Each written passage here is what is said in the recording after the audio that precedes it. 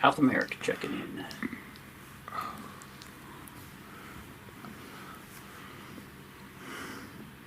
Oh.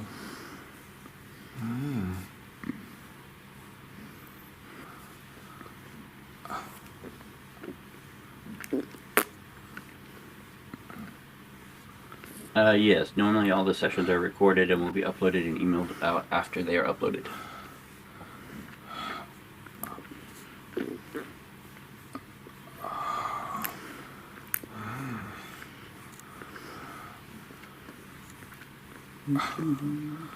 It's a pleasure to do that. I love talking and helping people better understand how to use this stuff. I've had a lot of success with it over the last couple of years, so it's been a real blessing to be able to try to help others better understand how I've had my success so that they can have the same in theirs.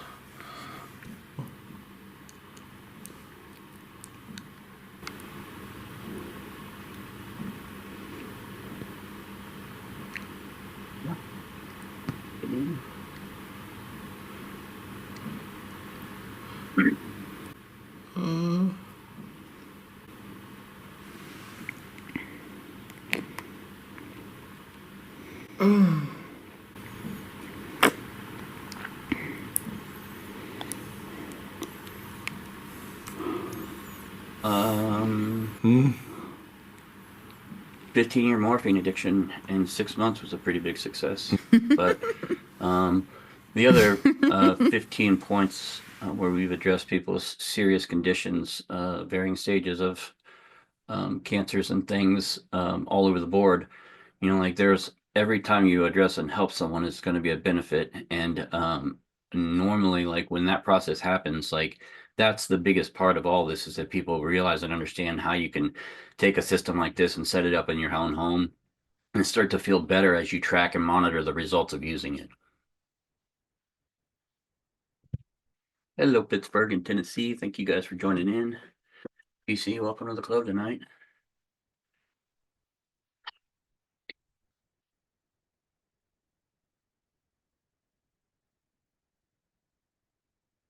I have to say my biggest success though as a whole is just trying to help people. You know, like I've been in business since March of 2021 and I've addressed health issues in over 1,000 different individuals. So it's getting pretty interesting. Hello, Wichita. Couple more from Australia checking in tonight. Yeah, give this just a couple more minutes and then I'll get us kicked off here.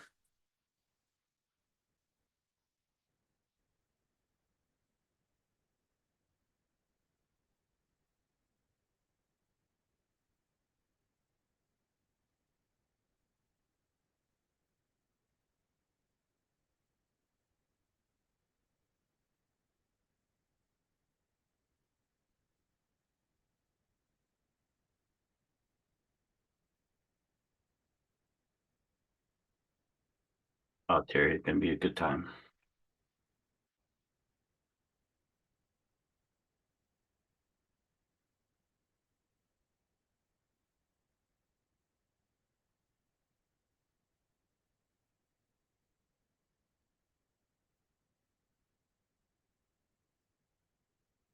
Same with you, Cheryl. Can't wait. It'll be awesome. I got a lot of fun stuff planned for the event.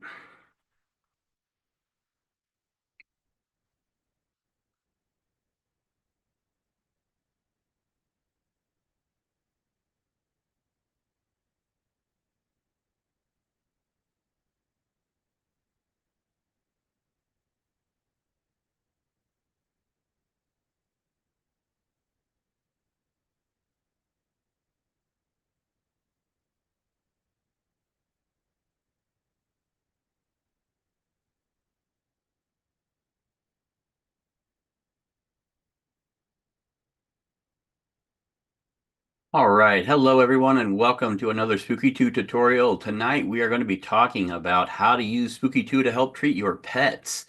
We're going to be diving into the different types of methods that you can use for helping address frequencies in the animals. We're also going to be talking about some of the most commonly found and located diseases that you can run out of the Spooky2 database to try to help our little ones.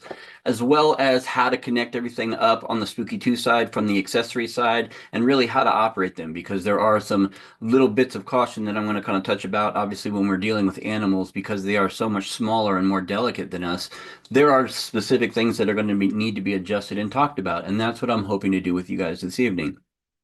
So again, my name is Bradley Johnson. I am a holistic frequency practitioner out of Lake of the Ozarks. I have been working with Spooky2 systems since 2018 to address all my personal health issues. And I've been using it as a holistic frequency practitioner since March of 2021 to help address others' health issues. I have a 16-year background as a radio frequency engineer specializing in wireless modulation and propagation mapping. I am a gold certified trainer now for almost 3 years, so I'm very proud of that as well. In addition to all the information that I'm going to be covering in tonight's webinar, please be aware that there is a lot to learn with this particular product. And so for any reason, if you're still seeking additional information or you have questions that weren't able to get answered tonight and you need help somewhere, these two locations, my email address and my Telegram channel, are the easiest, most accessible ways of reaching me to get your questions answered. Now, with that being said, in addition to my health issues, I have used the Spooky2 systems of addressing multiple of my pet issues. I've had 4 dogs for the longest time. We have just recently downgraded to 3, unfortunately, but nevertheless, my animal lived until 16 and a half years old. So I was very proud of that and had multiple success stories that I've talked about over her lifespan using Spooky2 and the frequencies to help kind of aid her lifestyle. So, first off, which modes can be used with pets? And I guess the simple, easiest way of answering that is everything. But everything has to be used with caution. Obviously, because as I mentioned before, animals are going to be much smaller than us with regards to the way they absorb in frequencies, whether you're using remote or you're using contact or you're using other methods of delivery. There's nothing that's really out of bounds here, but I am going to talk about all methods of delivery and approaches that I have used both in my practice as well as and with my animals in my home lifestyle as means of delivering these frequencies out of the Spooky2 systems. I'm also going to talk a little bit later about how to actually make sure that each one of these devices is correctly connected so that we've got all the connections correctly made for every accessory option so that we know how to run things, as well as some suggestions for specific programs that I have had specific success with using the Spooky2 systems over the last couple of years. So what's bothering your buddy? Again, the top 10 things that I have here on the screen, these are all types of programming things that you will find readily available in the Spooky2 system, meaning that those frequencies, as well as they work on individuals, work on animals exactly the same. So it is absolutely no problem at all to find programs for parvovirus or for tapeworm or heartworm programming or flea and tick programming. Again, these are some of the most common types of things that I very routinely run. However, there are different methods of how you can deliver these frequencies when you're dealing with a smaller animal. And that's what I'd like to talk a little bit about next. So first things first, we're going to talk about the Spooky2 coil, because the coil is one of the easiest methods of delivery with regards to not having to have the animal physically connected. It can pulse the frequency into the animal. But when you're running coil, from the software perspective, we start by selecting the shell empty preset. And then once you specify the shell empty preset, you're going to specify coil at the top. And then once you've identified the means of delivery as the coil, then you have to specify the specific settings that you're going to use for that coil. So in this instance on the screen, you can see that I've highlighted the Spooky2 Generator Direct JW settings. And once we've identified that, now I'm going to go over to the Programs tab and specify the specific programs that I'm going to use as the cold laser means of delivery. Okay, so again, the other method of delivery is the PEMF coil. That's going to be used primarily for mobility. And with PEMF, the PEMF coil, again, has a BN and a Spooky2 side. So you'll notice here that the orientation should go with the BN side facing the animal, so that's the way that the coil should be properly orientated. And or, as we'll talk a little bit later with regards to doing imprinting and things like that, if you're placing a glass of water or even an essential oil of some kind on the coil for imprinting, the BN side will want to be up, or against the body when you're using it in a kind of in a mobile motion. Okay, but these are wonderful for particular programs like joint mobility programs, and I will highlight into this a little bit later with regards to where to go and how to select the specific pathways for running specific mobility programs, and even some of the specific accessories that I've used with regards to the cold laser and the PEMF coil, and some of the modifications that I've made to each of them to benefit, my use case for them. So again, the remote method of delivery is going to be more convenient for animals, primarily because of the fact that you don't have to have them physically connected to anything. All we technically need to do is grab a nail sample. And once we do that, then we'll simply go into the Spooky2 software. We'll start by selecting a shell again. We are going to indicate remote this time. Now, this time you're going to be running something that's, again, designed for like heartworm or tapeworm or something that's targeted, that you're trying to break down and remove this from the animal. So that approach is going to be done with a killing modality approach, why we would select killing R-JW. Now remember, because our pups are a lot smaller than us, we are going to be making setting changes down the road. I will show you towards the end of the presentation how to make those settings accordingly per the size of your animal. But remote brings us the most convenient method and means of delivery, because now we can simply pick out a couple of heartworm and or tapeworm programs, put them on a lower reduced amplitude, and then just let it run continuously until you can monitor the behavioral changes of the animal. Now, that's what's really key, particularly when you're working with animals, both cats, dogs, birds alike. When you own an animal, that animal normally is a very large part of your life, as is the case with my dogs. I know the behavioral changes of my animals like night and day. So I understand how many times they need to go out. I understand my dogs don't wear a wristwatch by any means, but they know exactly at 5 o'clock that it is dinner time and that I make them food every night. So they are very intelligent dogs with regards to knowing and understanding that. But when they are smaller and this type of size, you're watching for these types of behavioral changes, like are they staying away from the water, or when you're seeing something that doesn't make sense, you may want to think about adjusting our frequency programs down, because something may not be or running too intently if you're just running them by the default settings. And I'll talk about that later with regards to pulling down some of the amplitude levels accordingly per how big or small your animal is. Okay, so the next type of example is going to be healing modality approach programming for remotes. Now, I love healing remote programming because it can run continuously. It can be turned on and off as needed. I used to have a client that had a set pair of dogs, and these dogs would wreak havoc on the house anytime they left. So when the parents would leave to go to work, the dogs would tag team and just destroy the house in any way, shape, or form that they could. And the parents would come home and things would be tipped over and scratched and just destroyed. So they sent me the nail samples, and I designed some custom programming for anxiety relaxation and just calming based reprogramming. But the pathway again was through a shell remote, and then this time I selected the healing remote program. Now, when I went down to programming, I specified calming and anxiety and inner anxiety and like relaxation programs. And as I would run these throughout the course of the day, I put them on a timer system so that when the parents left, the programs would kick on. When the parents got home, the programs would kick off. But the parents would text me daily to say, "Oh, hey man, great job. House looks great. No problems." Consistently for weeks. And that's how we knew and understood that when we start and run these, the effects of how quickly those programming work on an animal, because they are so much smaller, is within a couple of hours tops. For noticeable changes and even behavior changes. These people used to leave the house and their home would come home destroyed, and simply by running these calming and relaxation programs on both of their animals, they were chill as could be when they left. And so there are aids like this where we're not causing pathogenic destruction in the body of the animal, but can still aid the situation and the environment when you induce problems that don't normally happen until you wind up leaving. Okay, so that's about it for our puppies. Let's take a look at some of our cats. Now, these are going to be some of what I consider the perfect programs for your cats. Now, again, cats are smaller, and with them, you're going to have mobility issues again, because they are a little bit more kind of do their own thing, because a cat, again, is going to be more difficult to say hook up for a TENS pads application or something along those lines. So with this, we have to get a little bit more creative with regards to how we're going to bring these frequencies in. And again, some of the most common types of frequencies, again, similar to what we saw with dogs, are going to be something like flea and ticks, Again, your joint and mobility disorder programs, even some obesity related programming. When you have the animals start kind of becoming slumber around the house and not doing or acting much or getting any activity in, these are all wonderful programs that we can run on either remote and or, again, different methods of delivery that I'm going to kind of talk and show you about here. So one of my favorite things that I've created over the last several years is the use of taking two cold laser wrists and attaching them to a hairbrush.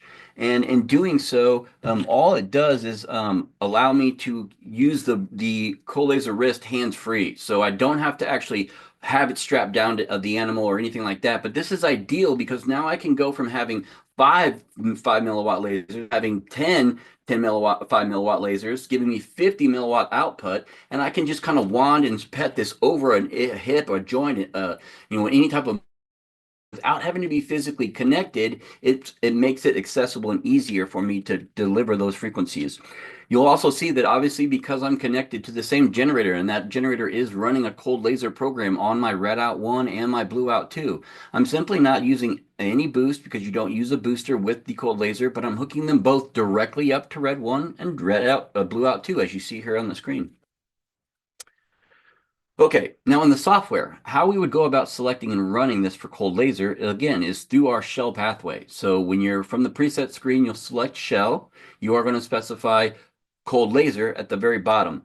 And then once you specify cold laser won't actually ask you to specify the setting type. It knows exactly what it does and how it works. So all you have to do next is go to the Programs tab and specify what type of programming that you want to run. So like in this instance, if we were running something for flea and tick programs, we would search out flea. And here obviously a feline flea program that we could pull down and run. I've had a lot of success with this particular flea-based programming. I've had outdoor cats that had fleas completely gone within a couple of weeks. Simply from according to the parents' behavior and the ownership of them and what they were seeing to how the cat was traversing through the house. Now, one quick reminder, the cold laser does not hook up to boost, so we don't have a boost, it'll hook up directly.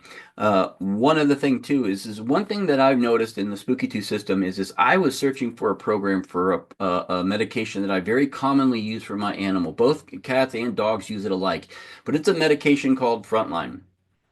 Now, Frontline is a very common flea and tick type of medication. It is generally considered to be a fast-acting type of treatment that you can put on an animal that will work with regards to repelling fleas and ticks. However, I am not a big super fan of paying huge prices for things like this when I don't really know exactly what they are and how effective they can be. So in this instance, this is a method where I simply took the Frontline drug itself and I went on to PubChem and I searched out Frontline and I tracked down the molecular weight of the drug down here, as you see, which says 437.1 grams. I went into the Spooky2 systems and I selected File and Create Program. And when that opened up my Create Program, I named it Frontline, as you see up here. And I simply put M as in Michael for molecular weight in front of that 437.1 MW that you saw from the PubChem website, and I gave it a description name of fast-acting flea and tick protection for dogs and cats, and then I saved it. Now in my software system, now I have a Frontline-based program that I can run either on remote or on cold laser or any means that I find fit because I just saved and created my own molecular weight program directly for Frontline. So what's bugging your birds? Now, birds, I kind of tend to notice that the relationships with a bird and bird owners are going to be slightly different than what you're normally used to with like a cat and a dog, where it's more interactive. These types of environments are normally going to be where the birds are in a cage environment. And with that, the things that you'll tend to notice from them living in these environments are generally disease and virus related issues and threats because of what you're visually able to see. Again, animals aren't able to talk to us, so it's not like they're able to say, hey, I'm suffering from this or that. It's what you could visually see something wrong with them. So in this instance, though, we are going to consider changing up some of our methods of delivery. So before, where we've kind of seen and talked a little bit about cold laser possibilities and remote possibilities and other means of delivery for getting those frequencies in, like cold laser, this is going to be where we're going to start talking about scalar. Scalar would be the most ideal with working with birds, because normally in a cage environment like this, we can simply set them on a table right in between the scalar sessions. Again, even if we're just doing a pure scalar energy session, this is ideal for their ability to heal and repair themselves.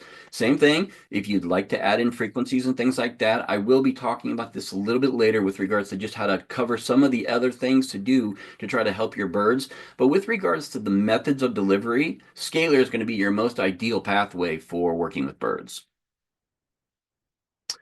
Okay, so in the software, how do we specify this? So we would go in again to our shell pathway. Once you specify shell from the main preset screen, we're going to specify scalar. Then we're going to specify which type of settings that we want to use for the scalar. Now, again, you can choose any one of these three main options here, but once you specify the setting type, then we're going to go to programs, and this is where you'll simply search out whether you're searching for Candida, or you're searching for, again, bird flu, or again, any type of specific bird parvovirus, or anything along those lines that you're searching for issue-wise. This is where you'll draw that down into the loaded program section and run that via the cold laser as a means of delivering it. So next, what I'd like to talk about is the biofeedback scanning process. So the biofeedback scanning process is the process of the system conducting a sweep of your body and or your pet's body and monitoring that sweep results as the results go through a process of kind of doing a hit and find to say, is there anything here? And we're listening for loud screamers to echo information back to us. Now, just to be completely clear and openly honest, that the Spooky2 system does advise that the Spooky2 biofeedback systems are not medical diagnostic tools. So what that means, long and short of it, is that you're never going to conduct a biofeedback scan and have a meaning to a reference to a medical disease of what you find in the body. So please keep that in mind, because I now know that the first question that you have is, well, what's the whole purpose of conducting the biofeedback scan then? And the answer to that is simple. The purpose of conducting the biofeedback scans is because we never really design around the bioscan. The bioscan is simply as a in case of or in addition to what you design programming around. Say, for example, you were suffering from something like Candida. You would primarily use the Spooky2 system to build programming around means of delivering programs for Candida. However, to enhance the effectiveness of those Candida programs, we would conduct biofeedback scans of our body and save those as programs that we could add into those Candida programs to give a better overall, making sure everything is hit type of approach. Now, with this, the two most ideal methods of conducting biofeedbacks with animals are going to be, one, the sample digitizer. The sample digitizer is a means of conducting contactless sample biofeedback scans. So we can simply take these slides and open them up where you see these black E's here and here, and we can put a liquid sample on here. So whether we're talking about saliva or a leaky nose or eye or something like that from an animal, but some type of liquid sample, this is now can be put together using the little plates on here. We're going to simply line these gold plates up with the teeth of the sample digitizer, which is slightly different from the remote. When you open it up, no white. This one's got the teeth. So we simply line these up, complete the circuit here, lock everything in. And then once this is connected, we can now run a biofeedback scan on the animal without it having to be physically connected. Please let me tell you from firsthand experience, this is much nicer and much easier of a method of delivery than, say, conducting a biofeedback scan of an animal with TENS pads on and someone rings your door and things go haywire. Okay, so contactless biofeedback scans, a very effective, easy way of creating a program off of the feedback from your animal into the database. The other obviously preferred and more ideal method, again with a contactless scan, would be the scalar. Scalar biofeedback scans, again, would allow the animal to sit between the cases while we conduct a biofeedback scan without having to have the animal physically connected to anything. This would be, again, ideal if, say, your animal was sick or laying on the floor or just suffering and not moving very much, that you would be more ideal to be able to put the scalar on either side of the animal, tune a field, get everything hooked up, and then run your biofeedback scan that method so that we could at least create a program to try to help start running programs to help the animal. Those are going to be your two primary methods of delivery with regards to biofeedback scanning. Unfortunately, with the XM generator, that is not a realistic possibility because the inability to monitor the animal's pulse and or keep the animal still is just not realistic. And even using TENS pads is problematic, as I mentioned before, and almost disastrous. I would just lean more towards the use of one of these two primary methods if you are specifically designing targeted or killing modality approaches for your animals.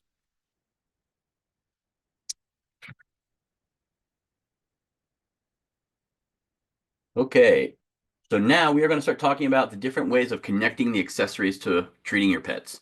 So again, we've talked about this before where we've got different methods where we're talking about coil or cold laser or hand cylinders or remote or TENS pads or scalar or amplified plasma.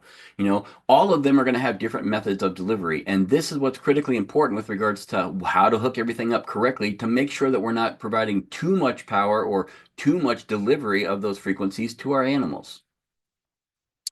So first we're going to start off with remote. Again, remote is one of the more convenient methods. It can run on a continuous basis and we can use it to try to track the animal's behavioral changes.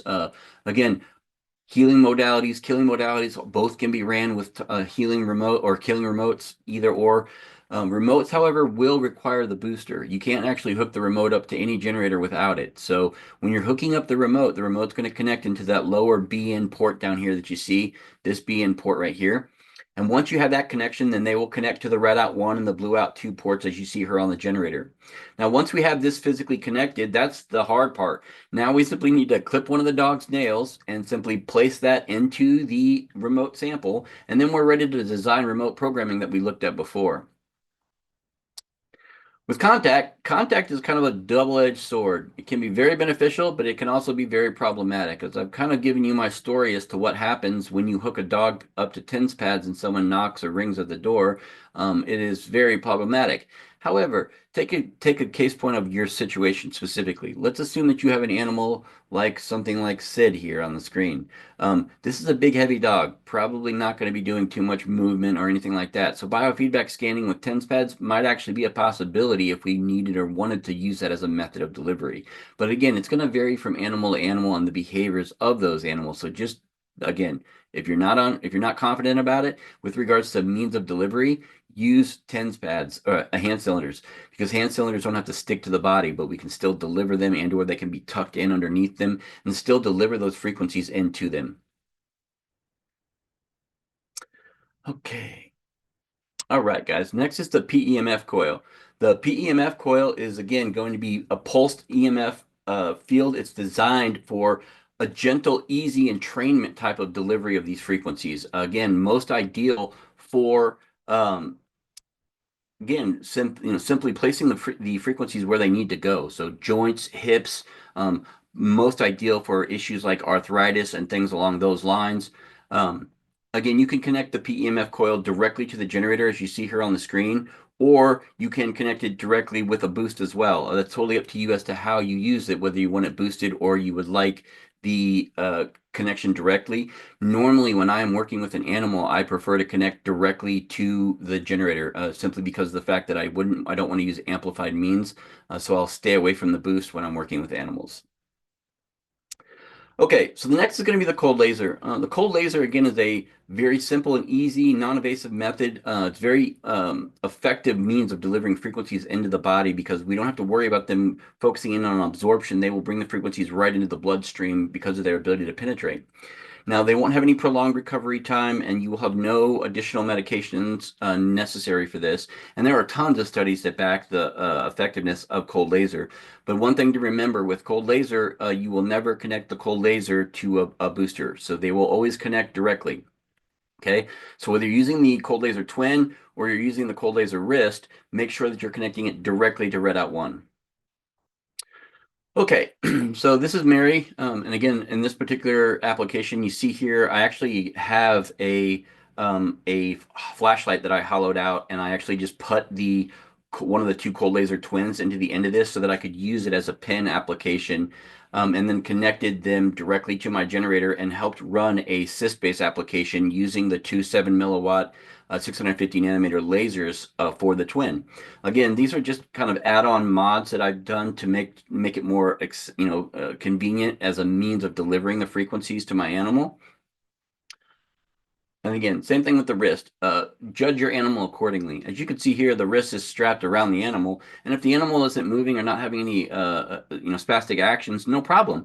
But if that is the case, then again, it would be maybe more ideal to not connect it completely, but just lay it on top of the animal so that it's not physically connected if they do decide to get up. Now, the primary difference, obviously, with the cold laser wrist is that it is going to have five 5 milliwatt lasers versus the two 7 milliwatt lasers that you have with the twin.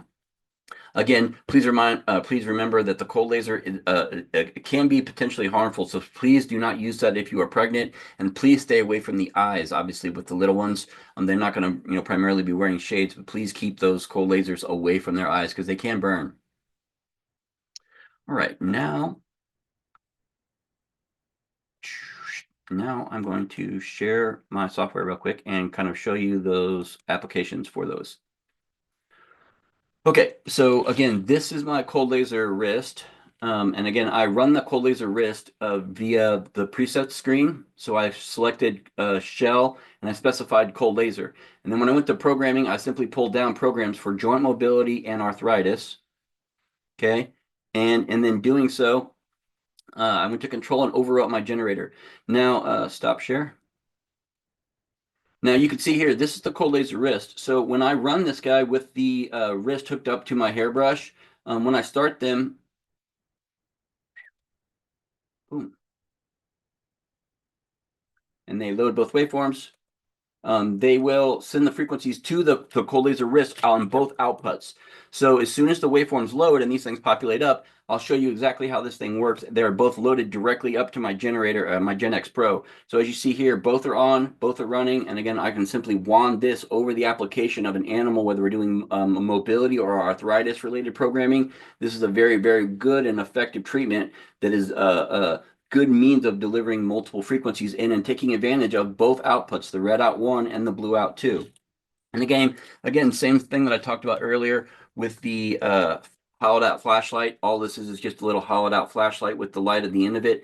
It allows it to be, again, get a better grip on something like this. It can actually sit on a knuckle better, or ideal if you're moving this over specific areas where you're dealing or targeting specific things like inflammation. This is going to be a great delivery for animals.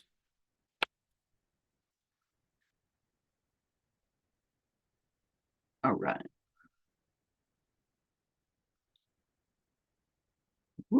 All right, next let's talk about scalar. So scalar is a very, very, very popular method for delivering frequency programs. I run scalar throughout the house, and I always tell and joke with people that if my dogs are running around the house and I can't find them, it's because they're normally always back sitting in the scalar field. They are drawn to my scalar and they love it, and they will sit back there anytime they're not, that it's on and tuned, and they just can be a part of it. Okay.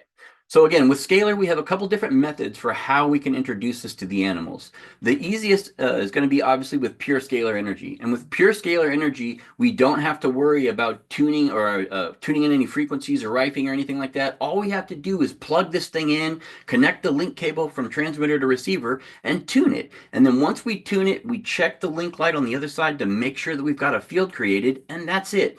Now, when the animal is placed in this field, it will naturally accelerate their body's ability to repair itself. So it is an amplified healing modality approach. So please be cautious of this. And again, I try to remind people, if you have an animal sleeping in and around scalar fields, please, please, please make sure that if you're working with an animal with frequencies, that you have water down and readily available so that they can drink that if needed.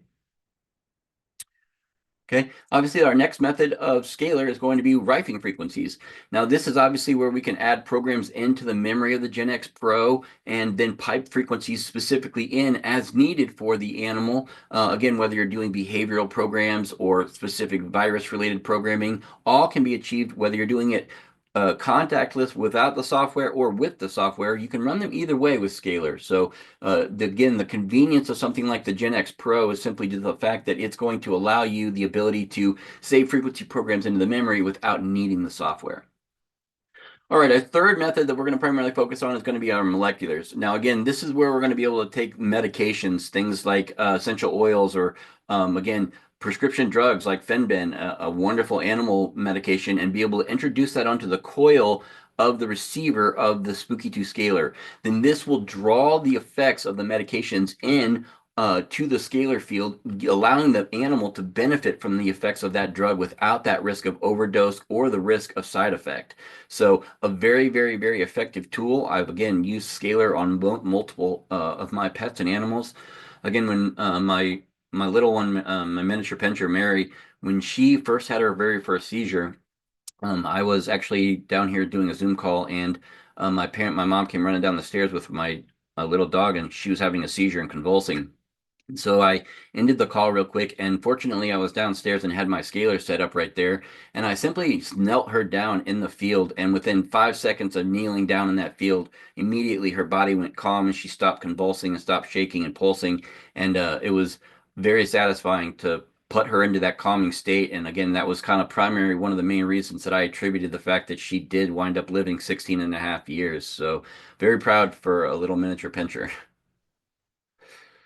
All right. One thing to remember is that when you are bringing in frequencies into scalar, try to set your water on the transmitter side of that scalar, because you can imprint not only the benefit of the pet's DNA, but the frequencies that you have piping in, the moleculars that you have drawing in, anything that you have being brought in can be put into their water and then put down into as their water supply. I am a very, very big believer in the 528 frequency. Some of you may have seen some of my other videos where I've talked about actually having my whole home water system completely hooked up to coils so that it imprints 528 through all my pipes.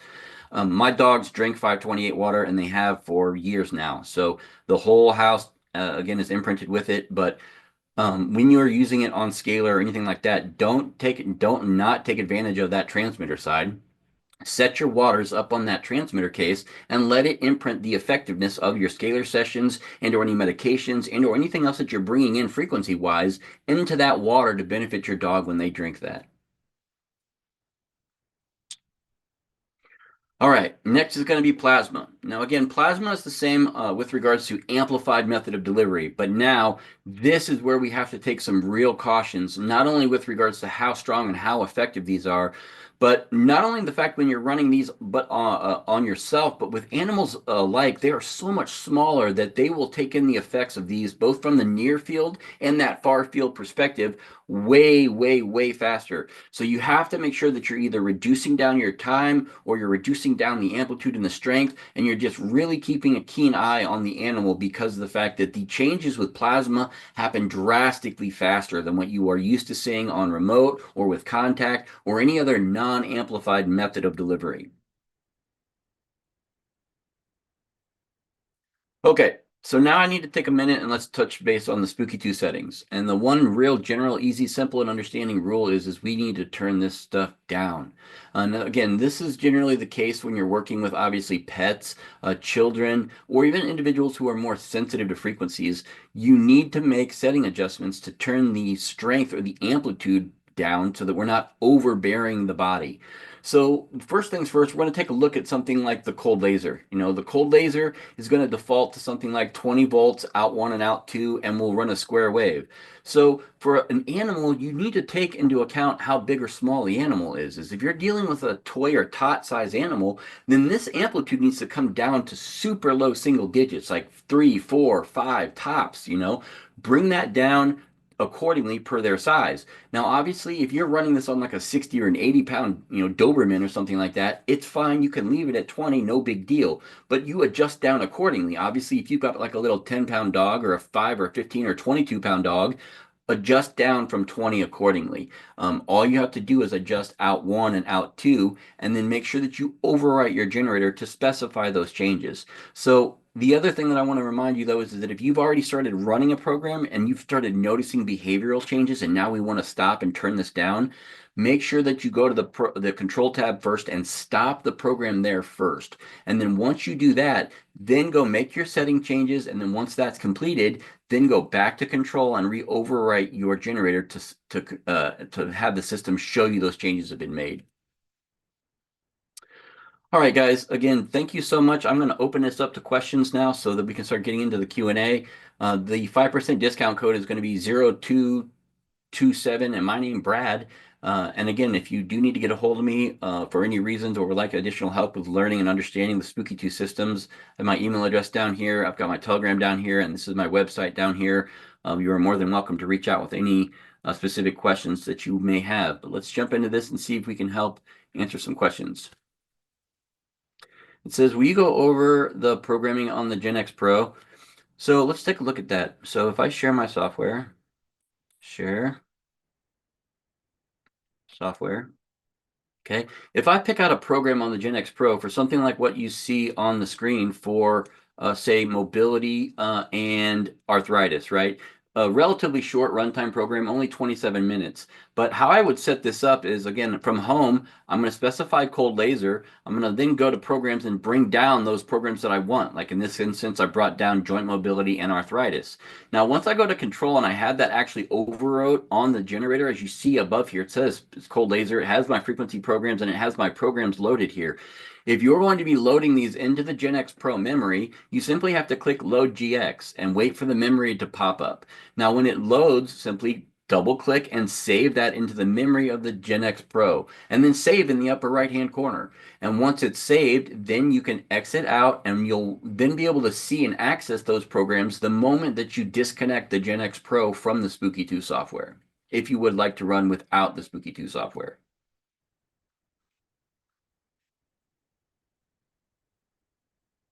All right, hope that helped with regards to being able to load your program into the Gen X Pro. It says, can you download molecular weights solely with the Gen X Pro?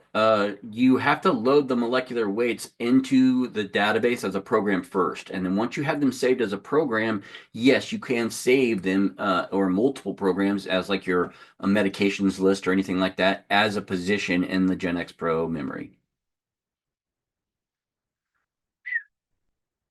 It says, how can you treat the growth on the edge of a small dog eyelid?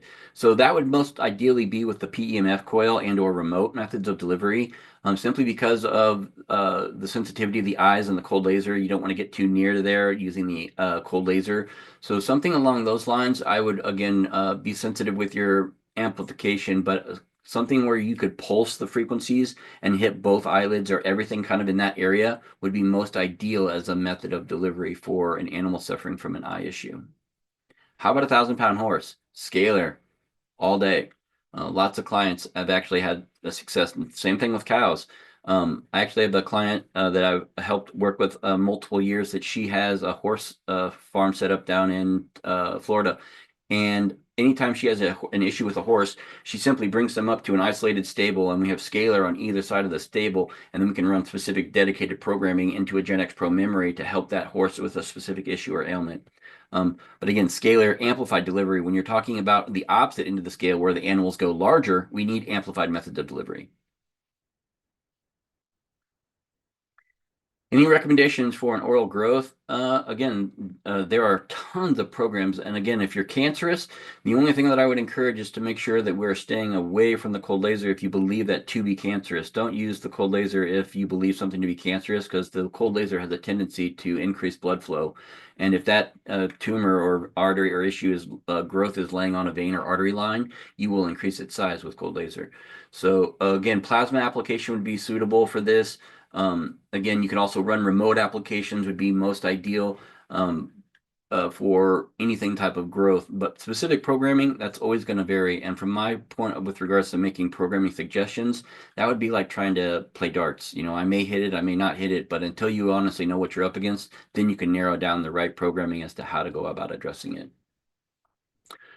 What about hydration? If the animal is dehydrated, there are actually programs in the system for dehydration as well that you can help run that will help the animal's kind of need or desire to get hydrated. I believe it's the dehydration related programs. I would normally run it on remote with regards to method of delivery. But same thing, just having water readily available and making sure that it's down for them to drink, also just as important. It says, how do you find info on 528 water? So again, I've been documenting information on 528 water for 3+ years, whether it's with plants or with animals or the health of my house. I love 528 imprinted water. But with regards to where you find info on that, you can send me an email. I'll be more than happy to talk with you about anything I can. All right, it says, can I run molecular and wave frequency modes at the same time on a scalar? Yes, you can, but again, please remember that you're using an amplified method of delivery for healing now. And so when we start bringing in frequencies and other molecular, tendencies into that field, it can be a very powerful field. Now, if you're just setting it up like in the bedroom, you'll normally notice that the animals will come and go kind of as needed or as pleased. But most of the time, I primarily just run 95% of the time, I'd say I run just straight pure scalar energy and let the animals sit in it as needed. And then if and when we have an issue where we need to run a program in, then I'm saving it into the memory and piping it in as needed. It says, how many days or weeks could you take to kill tapeworms using remote? So again, on remote method of delivery, because it's a little bit less powerful than something like TENS pads and or hand cylinders, the timing is going to be little bit long. Like, so for example, killing fleas took over 3.5 weeks. Heartworm and tapeworm related programming can take even longer depending upon how long it's been built up in the animals. So again, be diligent, make sure we're changing the nail samples out every couple weeks, and just keeping an eye and a notice on the behavior of the animal, because that's one thing I noticed too. Is like when I was running a program on one of my smaller animals that was too much amplitude, I started noticing that her urine was very, very, very toxic. Like when she would go out to go to the bathroom on the sidewalk, because she was so small, she didn't want to go down into the grass. I noticed that even like putting a glass of water on it, it was very toxic. I was like, holy cow, she's like peeing toxins. So I turned down her amplitude several notches, taking note of the behaviors of what she was doing when she was urinating.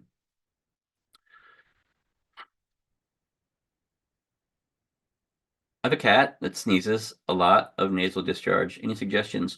Um, PEMF twin, man. Put that twin on, put the case cover over the twin, and put that little guy right up in the nostril, and let that run with some decongestion programs and or nasal, congestion, programs, and try to clear that out with the Collaser twin. Again, I would only use one, just kind of rotate between the nostrils. And again, you're working with a cat, so as much as it'll allow you to work with a cat, that's what would be my primary method of delivery, though, to try that. How do you program 528 hertz to your whole home water? So I have a Gen X Pro, and it has the 528 programmed into the memory. And right where the copper lines come into my house, the hot and cold lines, I have 4 PEMF coils hooked up to my copper lines. Those are sandwiching the pipes, and I'm basically just piping continuous 528 hertz frequencies into the hot and cold lines that then go to the water tanks and store and build up from there. So regardless of where they go, whether we're doing dishes or feeding the dogs or the yard, everything gets 528 intervented water. It also helps decalcify my pipes.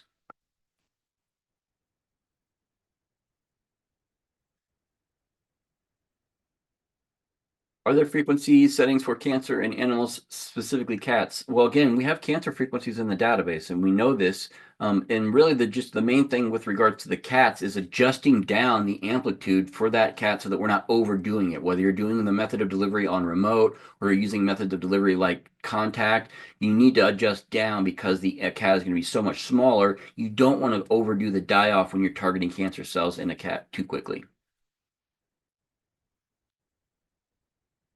Plasma, though, primary method of delivery. Again, can use 10 pads, can also use remote or contact. Same question here. Our cat has a tumor on the liver. Okay, same thing. Plasma would be the most ideal method of delivery. Again, please stay away from things like cold laser for cancers. And again, remote would be your go-to when you're not doing contact-based deliveries for the animals. Also, can't emphasize this enough. If you start running animals on things like the DB protocol for cancer, make sure that you are keeping a specific eye on them, because, like I said, it would only take a day or two running, and you start having a cat who's slumbering or noticing different behavior changes. You may need to make your amplitude or setting adjustments accordingly, depending upon how small that cat is. Again, this is going to vary. There's no real answer for how long it takes to get rid of tapeworms. Again, let's assume that a cat has had a tape or a dog has had a tapeworm for a couple of weeks. It may take a month to get rid of it on a remote. Whereas if they've had it for a couple of years, it's going to take way longer depending upon the severity of how long that tapeworm's been in there. There is no right or wrong answer for it takes 3 days or it takes 6 weeks. won't happen that way, man. How long is recommended to run a 4-hour program? So the reason why I cap programs at a 4-hour limit is because if you cap your programs to at 4 hours or less, then the effectiveness of those programs should hit a minimum of 6 times over a 24-hour period of time, allowing you to be able to track and monitor accordingly. Are you having success or are you not, and need to make adjustments accordingly? That can be very difficult to do if you start building programs that have, say, like a 17-hour runtime, where you may be having effectiveness with one program on there, but it's only hitting once every 24 hours, and you're minimizing the effectiveness of what you could be hitting.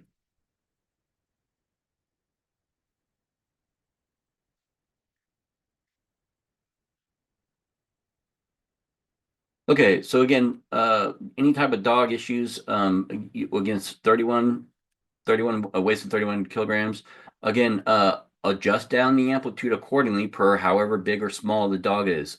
Strongest method of delivery is always going to be amplified plasma and central. Least amplified method of delivery is always going to be remote. So find the balance between the two that works best and that the animal can tolerate, and that's where you ride.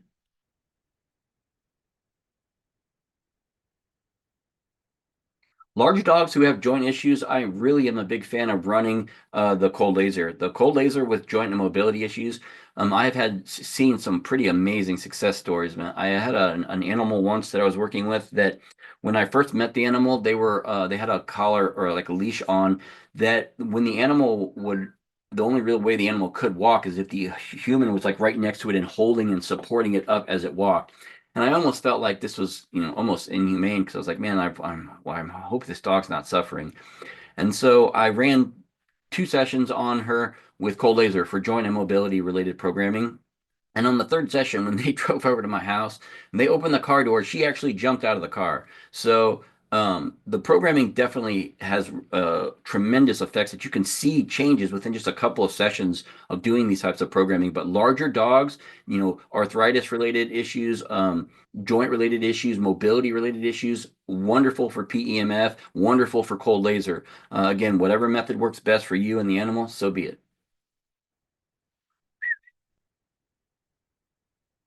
So what waveforms for killing for pets? Well, killing's always going to be square for kill. But again, it's not the type of wave that you have to worry about. It's the amplitude or the strength and power of that wave that we need to be cautious of.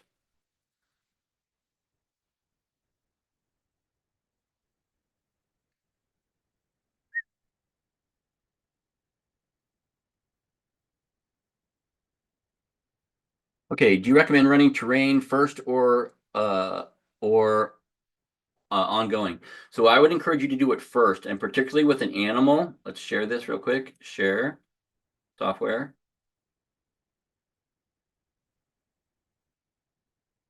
Okay.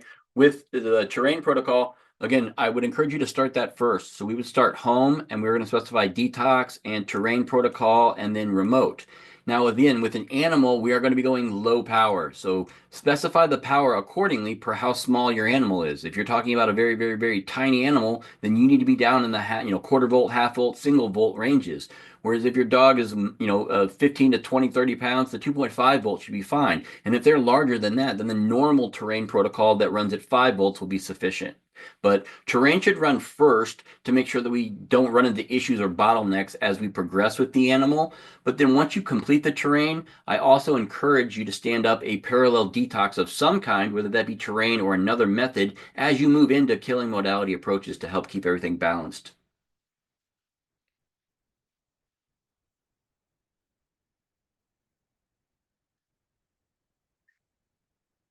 Always very good to detox animals for parasites and for heavy metals. Again, like I'm delicate, I'm really sensitive with regards to running programming for heavy metals because unless you're using some type of binder or something to help aid to get that out of the body, that's a lot of stuff to be flushing out of the body.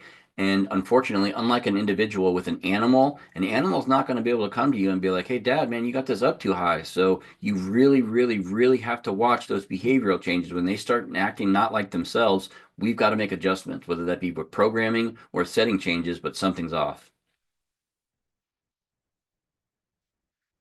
No really additional advice for running terrain protocol other than to let it run and kind of track the dog as you let it run. Additionally, make sure that when you're running terrain on that low power that you have water down.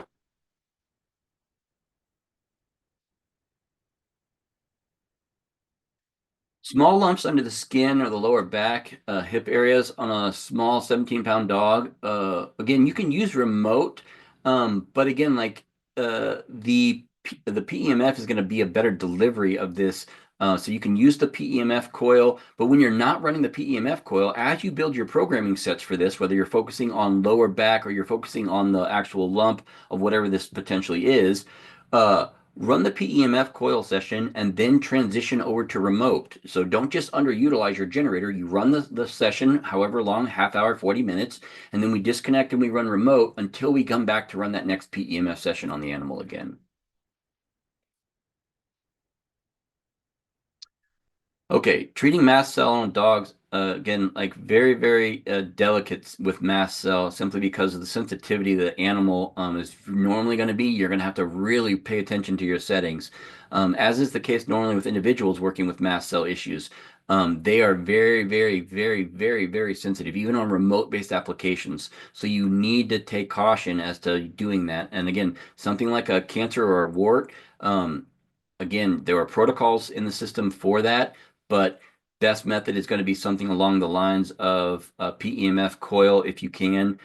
Plasma would be amplified delivery. Obviously, if we're moving into cancer protocols, would be at most ideal. Can I run plasma programs in the same field that I'm running scalar? The answer is no. The plasma is too strong and too overwhelming to be in the same effective range for the field. It'll actually drown out the effectiveness of the scalar when you have them in the same room. You can have them in the same room, but you can't have them both on at the same time. We either do killing or we do healing, but we don't do both in the same room at the same time.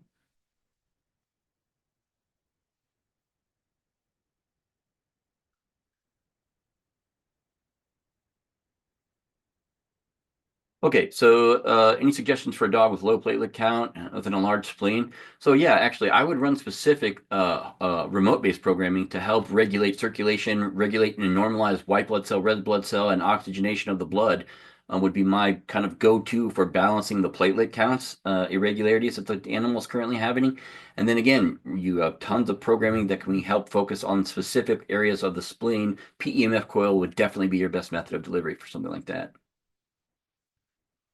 Nail clippings do need to be changed every couple of weeks, so just keep an eye on them. And obviously, if you're putting them into the little white pieces of paper, you can always write the date on those so that we know when we need to update the nail samples again. Although, like again, with getting nails with animals is a little bit difficult, as with as it is with me. So normally, I grind and sand my dog's nails, but I normally leave one nail long so that I can clip it as I need to when I need to. So I'll use one clip, and I normally sand and grind the rest. But nail clippings on average will be changed out roughly every 2 to 3 weeks. For how my cat is falling out, any suggestions for programs? Absolutely. Tons and tons and tons of programs for hair loss in the database. Whether you're talking specifically about alopecia or, again, just balding related programming, tons of programs that you can run. Again, a remote would be the most ideal because it could just run continuously around the clock and we can kind of help aid and repair the body for that. But tons of um, hair loss programs in the database as well. Says, can you treat water with the coil on the Spooky2 Central? Absolutely. In fact, if you have a Spooky2 Central and you're running something like plasma or something along those lines and you're not treating the water, then you're wasting. Like you should definitely be consider running or treating with cold laser, excuse me, with plasma because um, when you're hooked up to the central, you can either set the glass directly in front of the plasma, set it directly on the PEMF coil, however you're doing it, but to impact or get the full effectiveness of the programs that you're running through that amplified hub, imprint those into a water-based solution. And then again, if this is for an animal, feed that water to the dog or cat.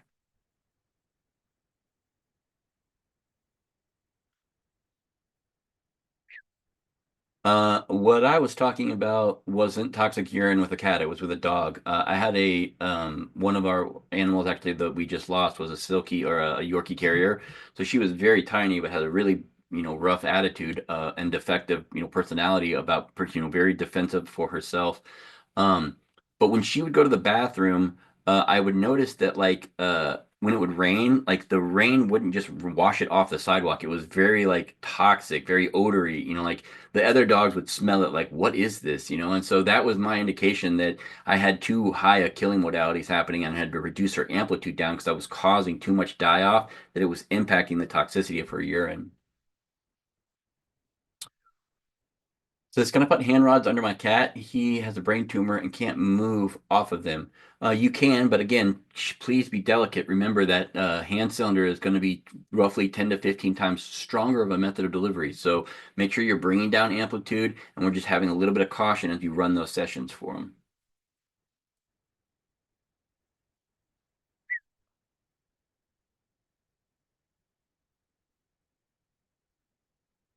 I am confident there are programs in the database for anal glands and congestion, both if not individually focused, then together. But definitely programming in there that you can use to run on animals. Targeted modality approach, definitely. Had any success with lymphomas? Again, whether you're dealing specifically with lymphomas or lumps, tumors, cysts, I've had seen some pretty interesting success results, particularly like with Mary. Mary was my miniature pinscher, and she had developed a really bad cyst on the back of her neck that I actually wound up treating the cyst. Once we identified that it was non-tumorous, I ran cold laser and it shrank very drastically. Actually, I used that little hand accessory and it worked very, very well. My wife actually tracked it for the size of it just for documentation purposes. But when we first started treating Mary, the size of the cyst on her neck was about the size of a quarter. And when we actually finally stopped treating her, it was less than the size of a dime. It was much, much, much smaller. It actually went back down below her fur line and was no longer bothering her collar or anything like that. So it didn't have to be surgically removed or anything. But the success rates again are across the board with anything serious wise. Look at the feedback forums and the people providing feedback as to the success rates that they've had with the protocols that are in the database. Again, they work exactly the same for animals.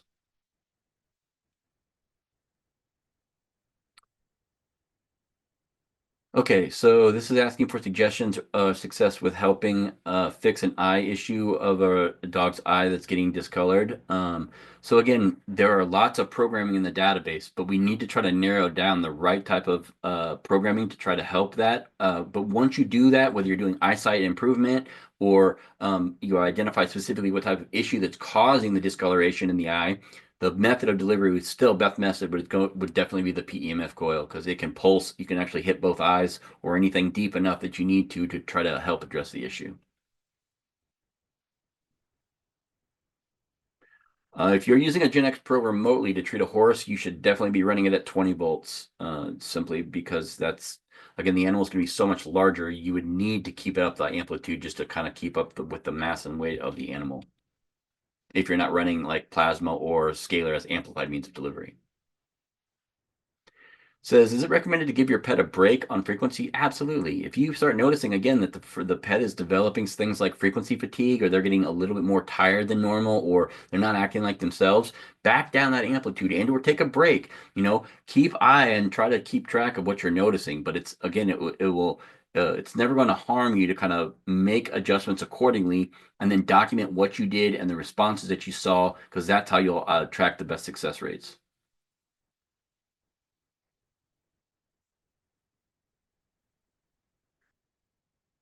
How do you become a frequency expert such as yourself? I started several years ago studying wireless application and radio frequency engineering. But if you're interested in learning and understanding the Spooky2 products and becoming a trainer similar to me, you can go down the Spooky2 Academy pathway. That's the path where everyone kind of learns and familiarizes themselves with the Spooky2 products and then can venture down the way of becoming a certified trainer. Yes, you can introduce pets or binders with pets. Same thing, you can also do other methods in addition to just binders, such as, for example, detoxification baths or other means of drawing those toxins out to try to help the animal effectively. And like I try to remind everybody that you have to have some delicacies when you're working with animals. Like the effectiveness of where we want to be is a balanced approach where we're targeting and we're detoxing at the same time. We're not overdoing too much where we incapacitate the other, but at the same time, we want effectiveness. So we want to be in this type of range. Whereas primarily, when everybody wants to address things, they want to kill and they want to remove them and break down and get all this stuff out. But if you don't keep the detox side in check, you're going to hinder your and or the animal's ability to break those toxins down and process them out. So the detox side and adding binders or hydration and keeping things level and helping them aid their way out of the body with that remote or other methods is highly encouraged.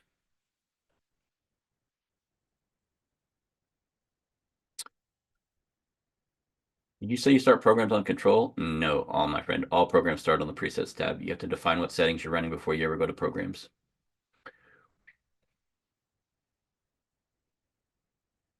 Okay, any suggestions on feline asthma? Now that's an interesting question. So you don't focus on feline asthma, you focus on asthma because the programming themselves will work the same regardless if it's for a feline and or for a specific individual. So you don't have to focus on whether or not you're going to find a program for feline asthma. Just focus on asthma related programming and run those accordingly. What do you say to people who say nail clippings being DNA lasts months, years, and even forever?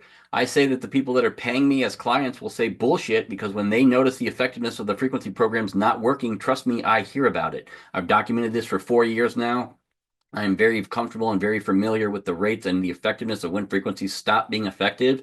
So you can sure say they last forever, but I will call BS on that all day long. That's what I would say.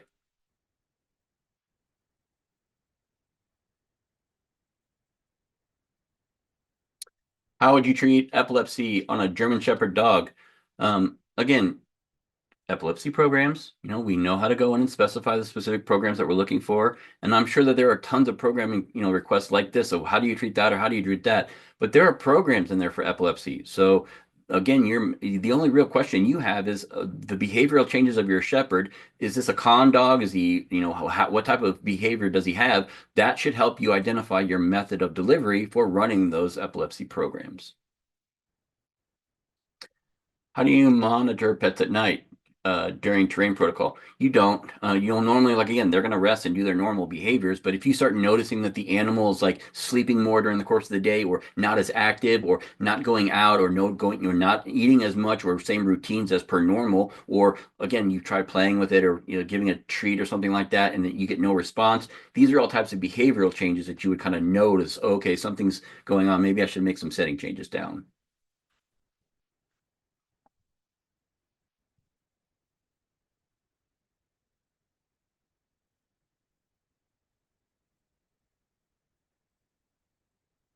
My horse hurts so bad on terrain, I needed a vet. Don't assume they can't handle 20 volts. Again, terrain protocol will normally run on 5 volts. Like I said, you would have to you wouldn't be able to run that on 20 volts because the terrain protocol, after it completes the first preset, will default back to 5 volts anyway. So, normally terrain protocols, even on horses, will default to 5. It's going to default to 5-volt delivery unless you're designing your own custom programming.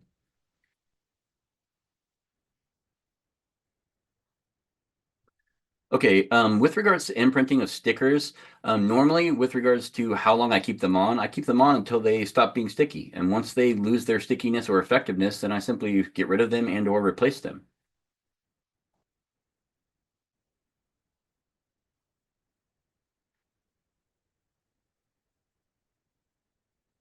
The detox settings are all set up under the detox preset. So you would pathway through there for detox for all your terrain and or any of the other presets that are predefined as having both the programs and the settings outlined for a detox. That would be in the detox preset.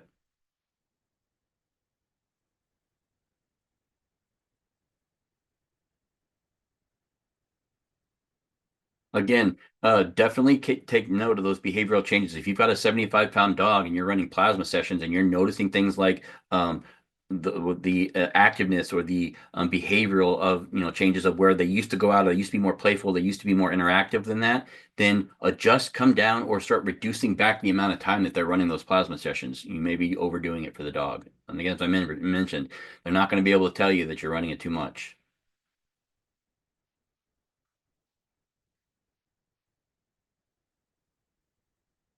Terry, you are more than welcome to send me an email if you have questions about specific waveforms or you'd like to look into additional information about that.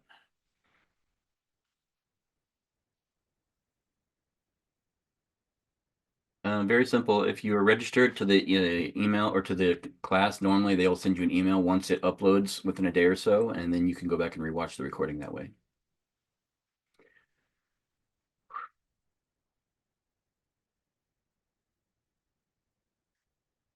Yeah, I'm very excited for the conference. It is coming up here in a couple days, but I don't want to take away from our focus here, what we're focusing on. Yeah, nail clippings on average are going to be 2 to 3 weeks if you're not putting them in any type of vial system. 2 to 3 weeks, basic remote. On average, sometimes it goes 3 to 4 weeks, but on average, roughly by that 4 week, people are falling off and not feeling the effectiveness of them anyway. All right, guys, I think I got all the questions answered. Let me just go through and make sure we got all the Q&A answered here. And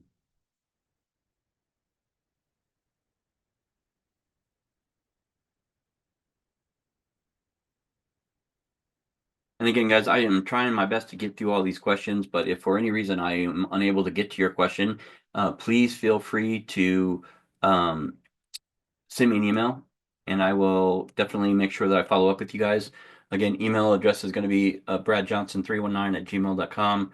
The frequency_healing101 is my Telegram channel, and the www.fre-q.com is my website. Okay, let's get back and answer some of these guys real quick. Okay, my concern is if you could have cancer, should be aware of describing treatment options. Again, so even if you're not confident if the animal has cancer, you can run the programming and watch the behaviors. Like if the target programming hits, the behavior should change and indicate so that you're having success. Whereas if they're not actually hitting, the behavior shouldn't change at all because we're not resonating at all with the animal. So you can kind of use that similar to what you do with an individual. Like when you're running a cancer call out program, if you're not noticing the effectiveness of that cancer rotation over those rotations of those 4-day protocols, you need to change your call out.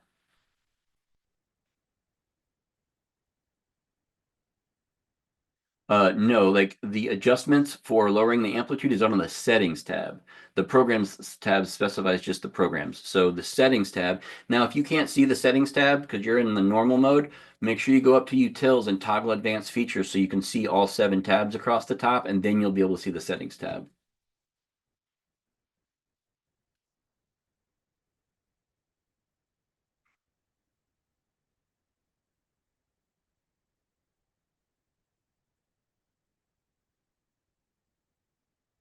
Uh, Brad, I know you want to just jump right in to try to help them, but trust me, man, you will be hurting them if you try putting the cart before the horse with this one. Try running detoxification first, so that as you go to have success, whether you're building healing and or killing modality programs, that you're not overwhelming the animal. So please consider doing detoxification first and or even parallel as you progress in with the animal.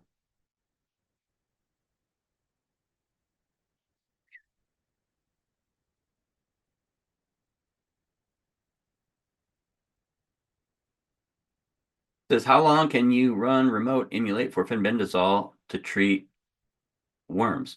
So again, run it continuously, just try to keep your amplitude down. Fenbendazole is a drug, and so it's normally going to be a molecular weight and will have a generally low 3-minute runtime. So when you combo that with other programs that say for things like heartworm or flea and tick programming or anything like that, that you'll have a relatively short runtime. So it can generally run on a low volt delivery continuously. And then, like I said, that's the easiest way to track and monitor to make adjustments accordingly.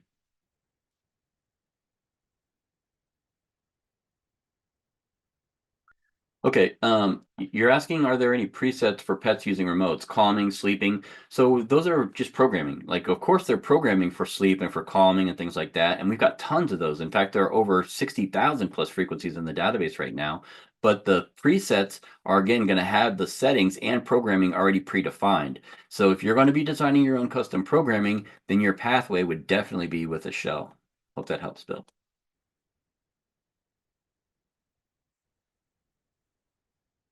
Okay, so it says once you performed a VFB scan, how would you determine what programs were indicated from the results? Just not just the numbers. You don't. Remember, that would be a diagnostic tool. That's not what this is. So you're not using this to say, what is wrong with me and what do I have? This system will never do that for you.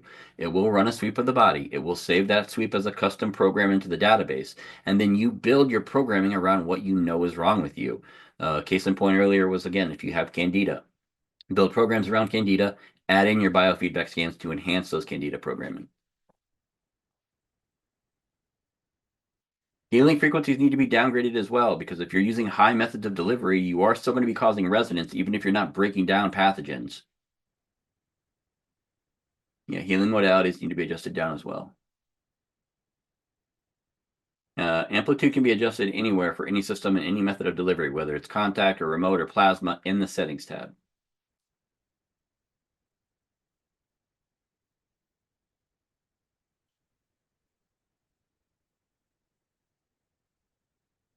So again, like with regards to longevity or healing related programs that can just run continuously for a 14-year-old dog.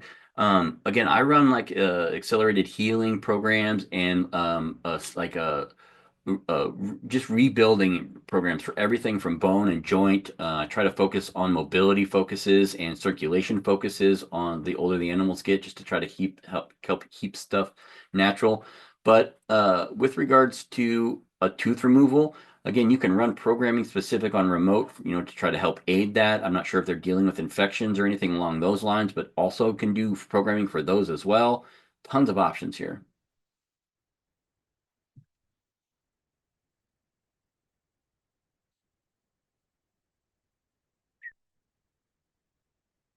I am doing nails when running them on animals. I tried actually doing blood for a long time, where people would prick their ears and try to send me a blood sample, but it was just too difficult. And I tried watching like a lot of diabetic dog videos to see how people were doing it, but just did not have very good success. And believe it or not, the animal skins are very, very, very thick skin, so it's hard to lance a dog. So nails normally work the best when running on remote-based applications.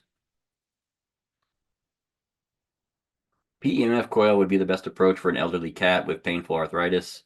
Definitely want to take it easy, nice and simple and easy.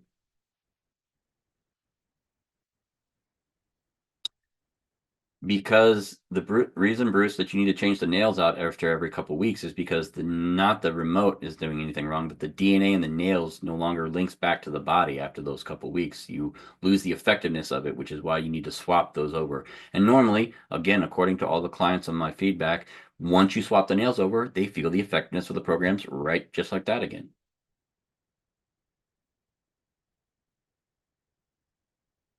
Spooky2 radionics can be used for things like flea and ticks. Same thing. The radionics is basically a miniature version of scalar, but yes, can be used in similar fashion. Absolutely. Definitely want to run terrain. Again, like before you get into running remote programming. Yes.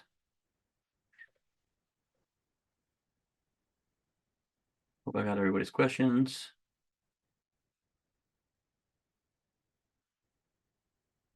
All right. Okay. Let's check this last couple ones. For fleas, can you just put the flea into a digitizer or remote and kill all fleas in the yard at once? That's possible. Again, good luck, catching the fleas. But if you can get the flea, you can create a program off of that with the sample digitizer. Sure, absolutely, and then target that program. I had success with this with ants a couple years ago when I lived in Indianapolis. But similar, yes, that should work. Again, like I said, when I targeted the ants, I think that when they were all connected, they just jet out of my house. I didn't actually see him after that. I wasn't keeping track of them, but my wife came to me a couple of months later and was like, "I haven't seen ants in forever." And I was like, "Me either. This is why."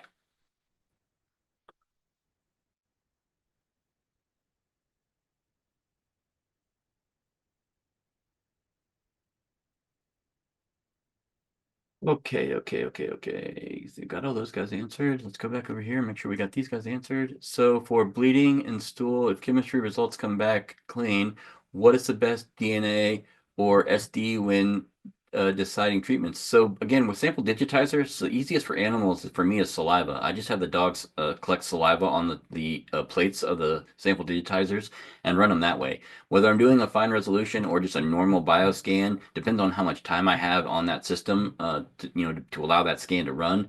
But saliva is normally the easiest method to collect a sample from for an animal.